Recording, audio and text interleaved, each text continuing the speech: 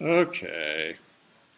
Anyway, the chloro group leaves, and you get this intermediate still. Okay, that's fine. You get this intermediate that looks like this. You've got a neutral carbon, but it's hypovalent. It doesn't have 8 valence electrons. It only has 6. And there's not supposed to be a chloro there. It's supposed to be a carbon there. I'm all discombobulated. My apologies. All right, so this is a new species that we haven't really seen before. This is called a carbine. And sometimes because it's got the 2 chlorines on it, we'll call this a dihalocarbene. All right, but you can think of this electronically as though you have, we'll draw it maybe from the side, a carbon with 2 chloro groups, and they're planar. The lone pair is in an sp2 type orbital, and then there's an empty p orbital on the carbon. So this molecule reacts as though it had a negative charge here in the p orbital, in the sp2 orbital, and a positive charge in the empty p orbital. In other words, it's nucleophilic here, but electrophilic here. All right, so that's a new and unusual carbon species that you haven't encountered before. And it's generated by making the carbanion, and then that's not stable, so chloro leaves such that it can be neutral. But yeah, you've only got 6 valence electrons, and so that carbon is electron poor. All right? Questions about the structure of a carbene? In order to understand its reactivity, you really have to be aware of the empty p orbital and then the filled sp2 orbital. Any questions you want to ask about that? No? Okay, so let's see how that works mechanistically in terms of the reaction to generate the cyclopropane ring. So I'll draw the alkene methyl group here, methyl group there. And we'll draw the carbene here.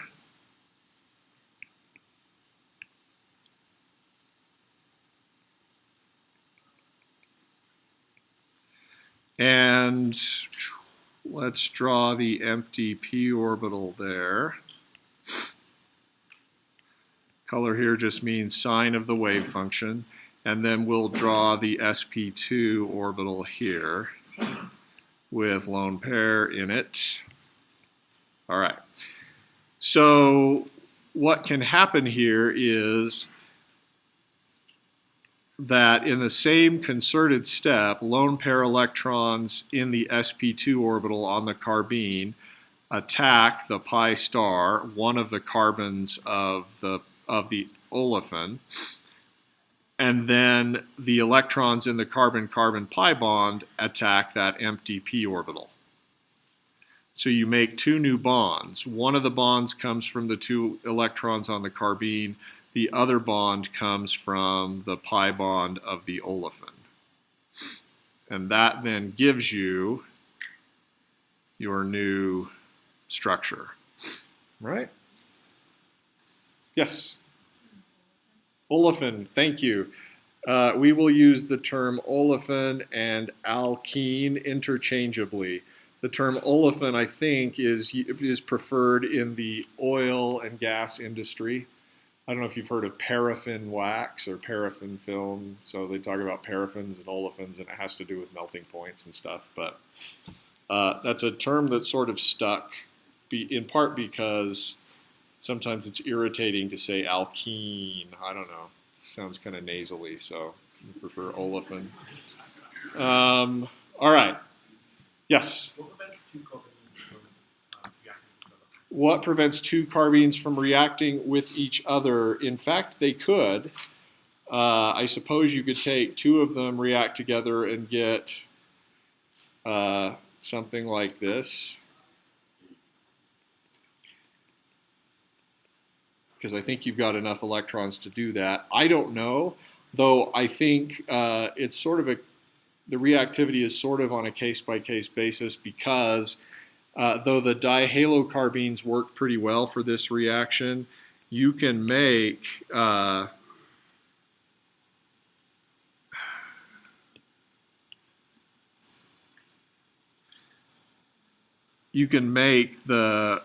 just sort of methyl carbene, and it's unstable enough that you get lots of rearranged products. And so I guess I don't know why. There's a lot of byproducts that you might be able to think of for the carbene, but at least in this case, it's relatively controlled.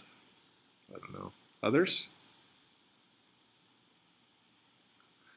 Okay, so the key features, the key things you're going to have to keep track of are just remembering that this can happen because this is unusual, and then keeping track of stereochemistry on the alkene or olefin. This reaction also works with CHBr3 or bromoform instead of chloroform. All right. But what if you don't want the two chloro groups on your cyclopropane ring?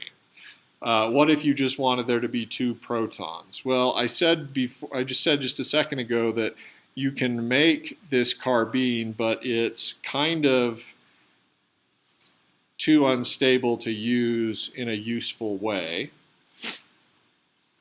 And in any case, getting there has to deal with a very explosive reagent called diazomethane. You can't buy this. You actually have to make it in the lab. I've done it before, and it's always kind of scary. It's a lovely yellow color, but if it crystallizes, it becomes explosive. So you can't use the regular glassware for it because ground glass joints will cause it to crystallize, and then boom. So you got to put up a blast shield and then reach around it to do the reaction.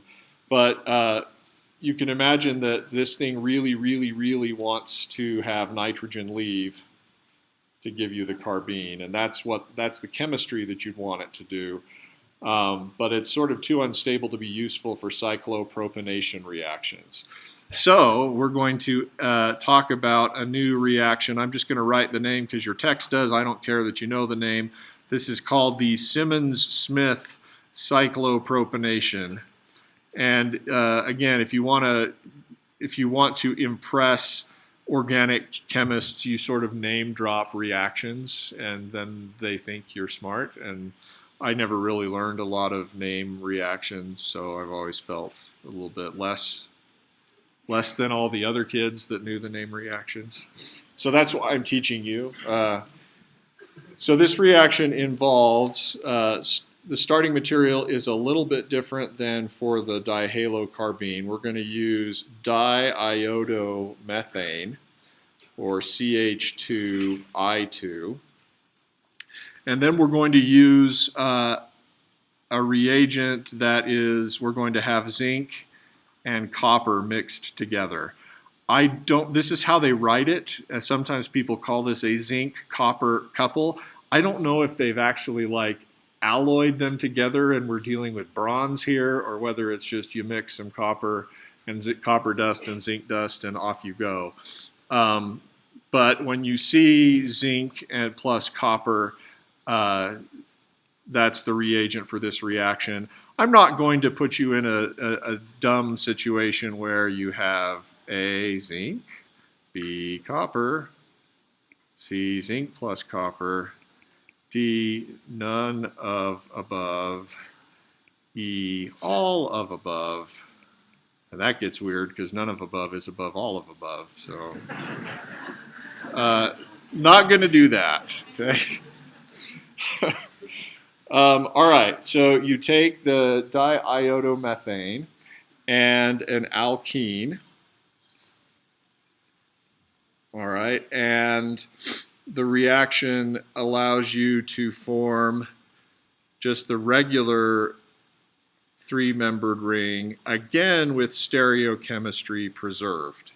And the byproduct is zinc diiodide. Notice that this is zinc 0. It's zinc in its 0 oxidation state. It's copper in its 0 oxidation state. But here it's zinc 2. You can tell that's the case because we could draw diiodo zinc, and you would see that, again, iodide is an X-type ligand, and so in order for this complex to be neutral, the zinc must be positively charged, have a 2+ charge. So, in effect, this is an oxidation reaction. And the thing that's getting oxidized is zinc, and the thing that's getting reduced is this carbon.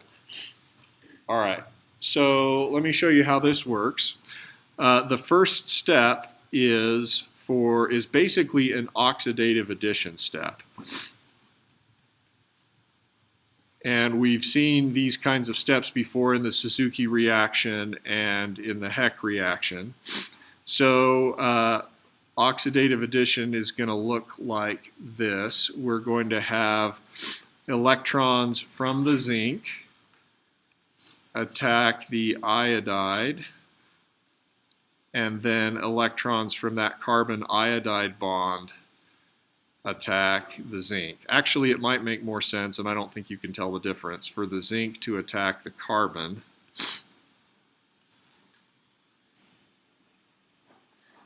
and the iodide to leave and make a new bond to zinc. And when we do that, it's like zinc has inserted itself between the iodide and the carbon. Okay, oops. Now, both of these are X-type ligands. They would leave as negatively charged, so this is now zinc 2. All right, so that's an oxidative addition.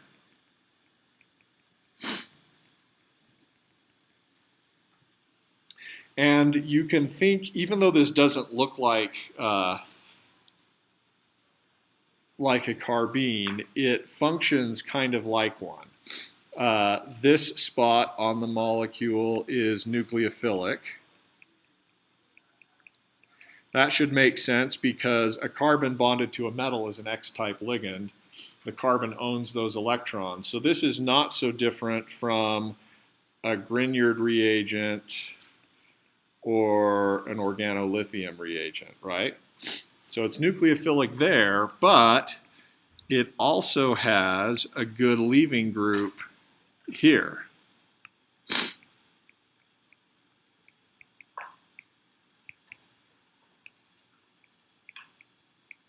Right? So we would expect, even though this is not actually a carbene, it's sort of, we could maybe call it carbenoid because it's electrophilic and nucleophilic at the same carbon. So when we bring our alkene here, what we will do is we'll push arrows from the carbon-zinc bond to one of the carbons of the alkene, and then we'll break the carbon-carbon pi bond, and it will attack the carbon, and iodide will leave. And that then gives you, your three-membered ring. Again, with stereochemistry preserved. All right. Questions you want to ask about that?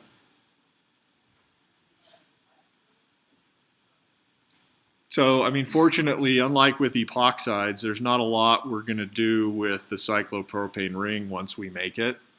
So it's not like there's a lot of other things. If you see a three-membered ring Now you can be thinking, hey, I could have made that via a carbene reaction, either the dihalocarbene that we made here, or via the Simmons-Smith cyclopropanation. So, yeah, go ahead.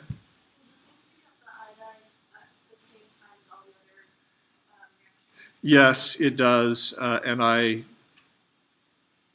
had my arrow, it was too crowded with the arrows, and I forgot I needed to show that. So what you can do, let's see, we'll attack, did it again. No, dang it. Whoa. Yeah. So, and I think once you get to the zinc iodide, I think you can think of that compound as being mostly ionic, but I don't actually know, so that's fine. We can show that as the byproduct. Okay, good. Other questions? Yes? So, could this reaction take place with the pi bond and like the 5 or 6 ring? Could this reaction take place in the context of a pi bond already in a ring? Good, Anakin. Good. Right? This is, you're thinking evil like me. That's excellent. So, yes, in fact, you could take the dihalocarbene and make a fused 6- and 3-membered ring.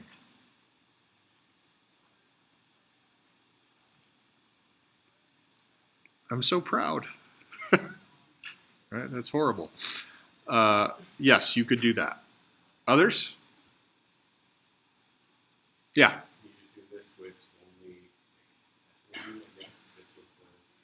Can you do it with ethylene? Sure. If you wanted to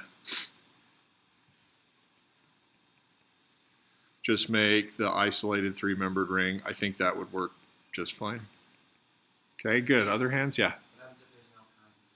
Oh, that's interesting. What happens if there's an alkyne? You would be trying to make this, which I think would be highly strained. So I don't know whether it works with alkynes. My guess is that there would be some kind of rearrangement, but I don't know. Yeah? Conjugated system, would it happen? I think it could. Which double bond would it go for? I don't actually know. So, yeah, if you use this butadiene with the carbene, what would happen? And I don't know. Okay. Yes. That's actually an iodide on its side. I'm sorry. Yeah. Thank you. Whoops. Yes. How is this different from an epoxide? Well, you don't have the oxygen, but you'll see some similarities if you remember the epoxidation reaction with MCPBA. Is that the one? Yes. No. Something like this. This molecule was electrophilic. Oh, shoot. I did it wrong.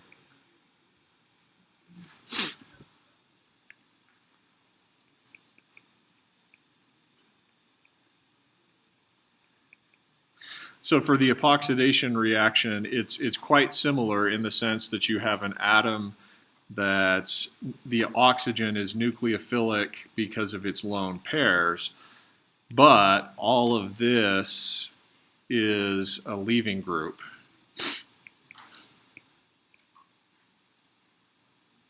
You've got a weak oxygen-oxygen bond. So similar, I mean, if you see the arrows we push, it's going to be similar. Nucleophile attacks one of the carbons, pi bond attacks that same atom to kick off a neutral leaving group. So in that way, it's similar, but yeah, the difference is that in an epoxide, your product will have an oxygen in it, and that makes it electrophilic. We can open up epoxides with nucleophiles. It's more difficult to do that with cyclopropane rings. Okay, synthesis. So be able to look at the following horrific molecule.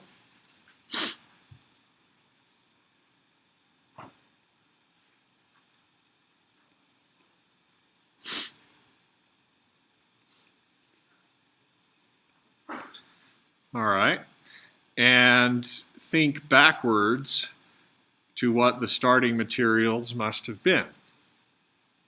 Okay, and what the stereochemistry of the alkene would be. When you see this structural pattern, the three-membered ring with the two halogens on it, you need to be thinking, I could have made this from very simple starting materials, just the corresponding dihalocarbene, which I could get from bromoform and tert butoxide, and then I can get that from the alkene. Now, what should the stereochemistry of the alkene be?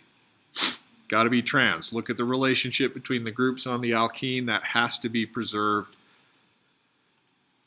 Excuse me, sneezing in the starting material. Okay, what about this one? What's the appropriate starting material here?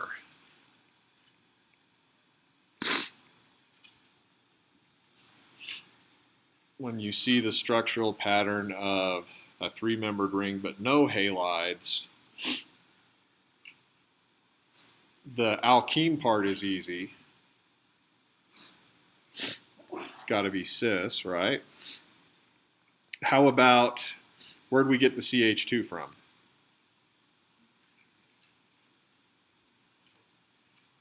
Simmons Smith cyclopropanation, right? That's where we start with the diiodomethane and zinc plus copper, and that basically gives us this inserted species where we have a molecule that's nucleophilic at carbon, but also electrophilic at carbon because you've got a good leaving group. So again, we would have pushed arrows like this.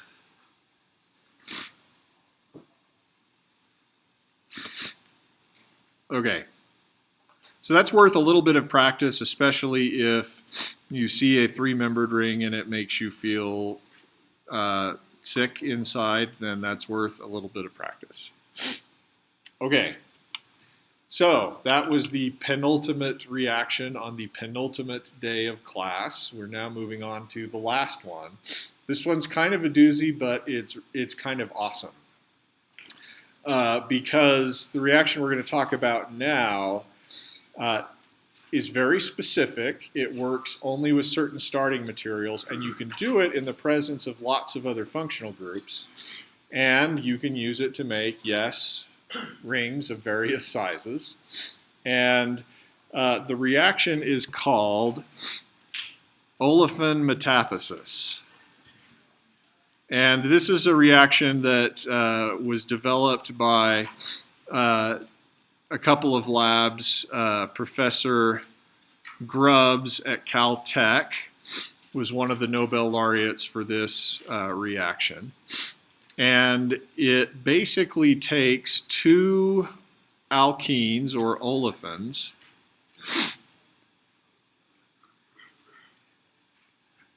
we'll say two copies of this same olefin, and you use a catalyst, and this is a transition metal catalyst, and the effect of the reaction is you swap who's bonded to whom. The purple carbons are going to end up together, and the yellow carbons are going to end up together. So you make the following two molecules, right? And the reason this works, the reaction's actually in equilibrium, but the reason this works is ethylene is a gas, and once you make it, it bubbles out of the reaction mixture and there's no going back. So in a lot of ways, this is sort of a Lego reaction, right? You split the two pieces apart over here, split the two pieces apart over here, click the two together that you want and the two over here that you want. Now, how do we know that it has to go this way? It's in equilibrium. You get the more stable olefin usually as the product. And then the thing that drives you towards this particular product is the fact that the other option is something that bubbles out of the equilibrium and goes away. And so by Le Chatelier's principle, we get the desired product. Okay, so we haven't even talked about the catalyst or mechanism, but it's important to understand what is happening here. All right, any questions about that? Yeah.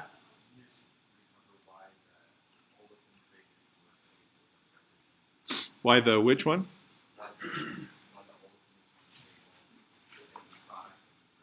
Okay, so why is it that we get this product instead of these starting materials? First, more substituted olefins are more stable, so there's that, but that's not by a huge amount.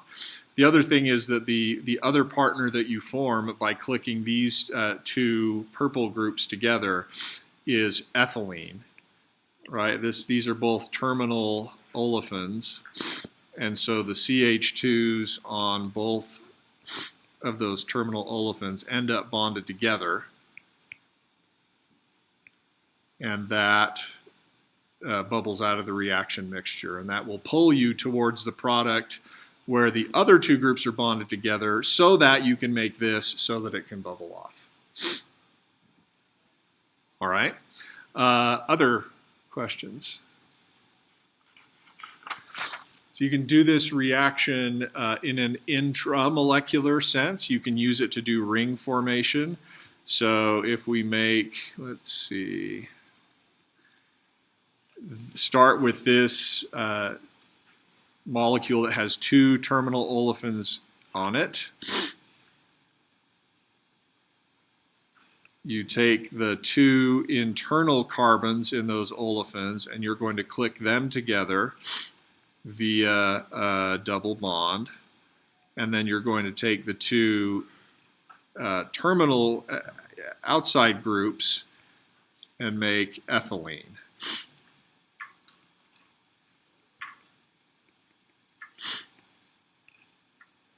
So what we've done here is we've made a new double bond between the two purple carbons. Oh, yeah, wrong color scheme. My apologies. All right, and then what are the two purple carbons attached to? Well, they're attached to each other through this linker. 1, 2, 3, 4, 5, 6. So this is carbons 1 and 6. Now, that means I've made a 6-membered ring. What do you think the stereochemistry of the double bond has to be in a 6-membered ring? It's got to be cis. Trans, you might think, would be more stable. Just go try to build a model where you connect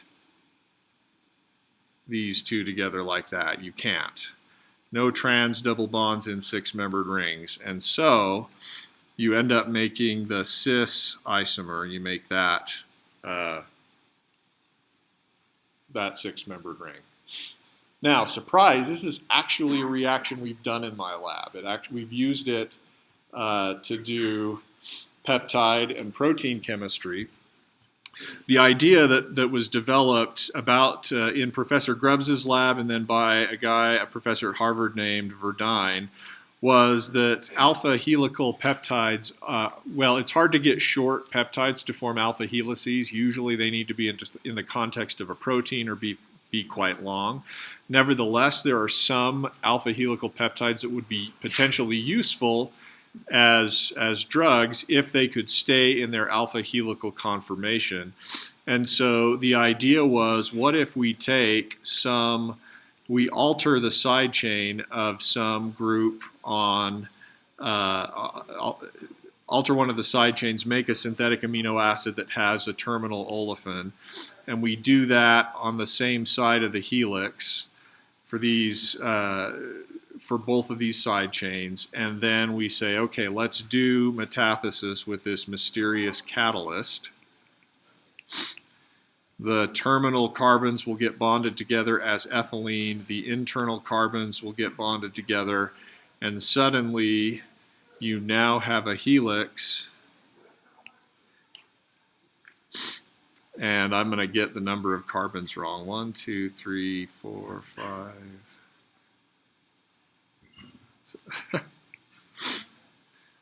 1, 2, 3, 4. 1, 2, 3, 4. 1, 2, 3, 4. Oh, dang.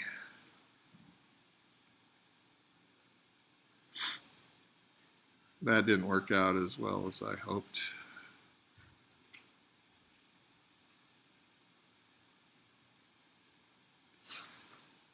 And now you have a covalent linkage between two spots on the helix. That constrains the shape of the helix, makes it more difficult for the helix to unfold, and often makes this a better, more helical, and makes it a better inhibitor of whatever interaction you want. This process is called stapling a peptide. In part, I think because people looked at that originally and thought, you know, if you sort of squint and imagine a piece of paper, the double bond there looks kind of like a staple. But ideally, the idea of a staple is you link two things together that weren't originally linked together. And by making a covalent bond between these two groups, you pre-organize the molecule and make it easier for it to adopt an alpha helix. So this reaction has been used all over the place, and we've done it in my lab. In my lab, though, it turned out that we needed to use a massive excess of the so-called catalyst. And when you use an excess of catalyst, it's no longer a catalyst, it's just a reagent. So anyway, let's now talk questions about what's going on here. When you close a ring, it's called, because we like to have new words for different things, it's called ring closing metathesis. And if you like acronyms, you can call it RCM. Yes, go ahead. When you have bigger rings, can it be trans? Yes, when you have bigger rings, can the double bond be trans? Totally. And in this case, sometimes people will just,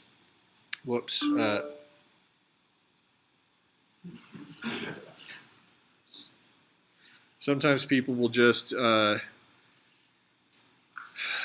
use a squiggly line to indicate both stereoisomers are possible. Because you're right, this is going to be a ring that's maybe 18 to 20 carbons long. Okay, good. What else? So we now know what happens, and the what is pretty simple once you understand how it goes. You're going to clip off the terminal carbons and then link the two internal carbons together.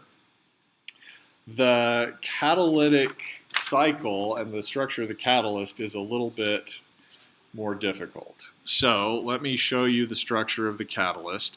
There's multiple versions, but we're going to focus on one called the Grubbs catalyst, named after Professor Grubbs.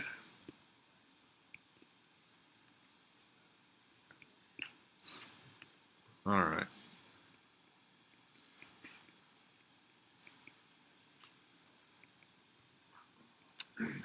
And it's a ruthenium catalyst. So let's go back up to the periodic table. Ruthenium is one row below iron, and we've got, let's see, 3, 4, 5, 6, 7, 8.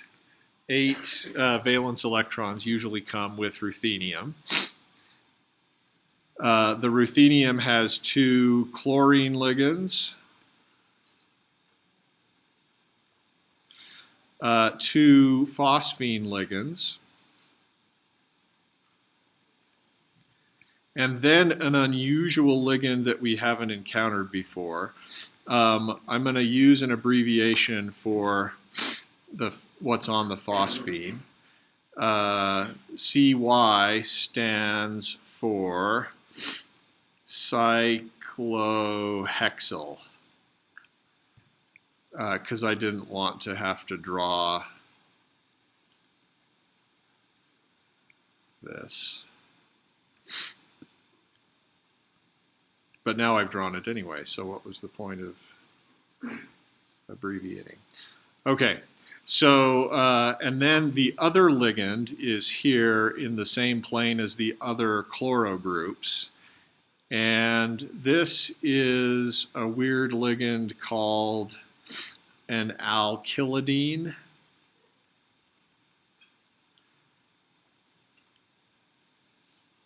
It's like it's like a double X ligand, right? If it left, it would leave as the carbon dianion.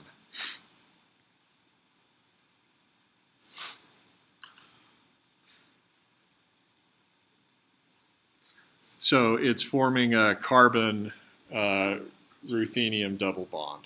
We're not going to worry about oxidation state for ruthenium chemistry, so we're just going to go through and push the arrows. So that's the catalyst. All right.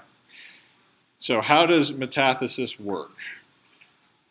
Let's just do a simple example where we start with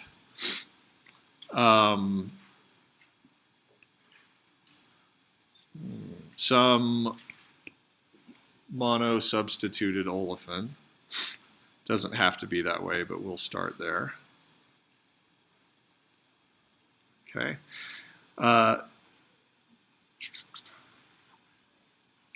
So before the catalytic cycle can get started, this is the catalyst. This is sort of the, not the active catalyst, but the pre-catalyst.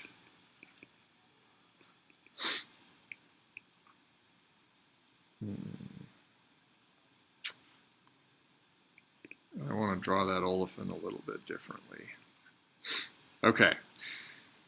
So what happens with the pre-catalyst?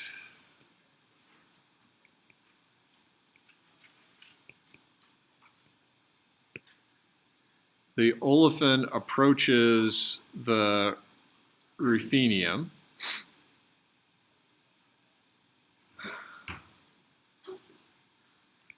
Dang it. This is not my area of expertise, so I keep forgetting things. I'm very sorry.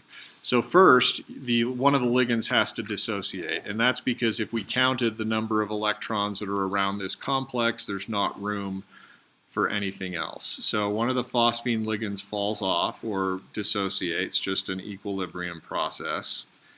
And that opens up a space for the olefin shown below to become an L ligand with the complex. That is, we will now have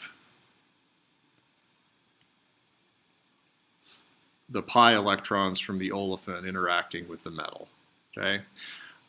Then, once that coordination happens, we have pi electrons from the olefin attack the metal. At the same time, electrons from the metal carbon bond, pi bond over here go and attack the other carbon of the olefin. And it's not entirely clear whether that's concerted or whether it has to be concerted or not, but the intermediate that you get is this weird four-membered ring. It's got a metal in it. Sometimes people call this a metallocycle.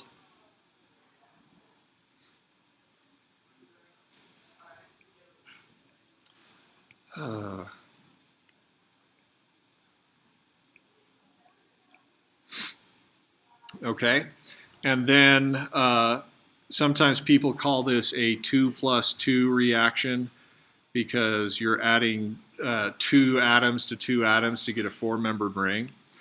And then what happens next is we're going to move these electrons here and these electrons there. that's going to make a byproduct that we won't actually see a lot of. There's only a small amount of this formed. And then we will get to the active catalyst, which has two carbon ruthenium bonds, sigma and pi. And that active catalyst has a spot right here for the next ligand. All right, so as you recall, I told you that we could take this ruthenium catalyst and make a new pi bond between the internal carbons. But so far, we've just generated the active catalyst. What's going to happen next is going to be a series of similar steps where we bring in the next olefin here and then proceed through both this 2+2 cycloaddition and then what we might call a retro 2+2. So let me show you the first of those steps. Here's the ruthenium catalyst with the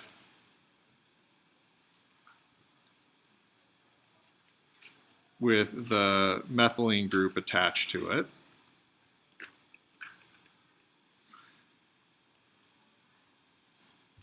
Okay, we'll have electrons from the carbon ruthenium pi bond attack one of the carbons of the olefin, and then the pi bond breaks and attacks the other carbon of the methylene unit on the ruthenium. That gives us this four-membered ring metallocycle.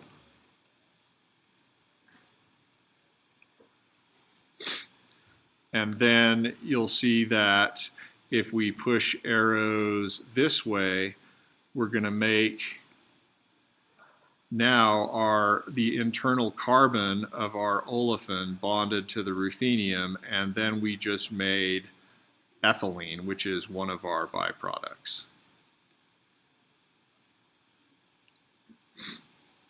Okay, so we'll go ahead and pause there. The mechanism is kind of terrible. Fortunately, the what happens in this reaction is pretty straightforward to follow. So we'll finish up that mechanism next time, and then we'll send you off into the world. So have a great Monday.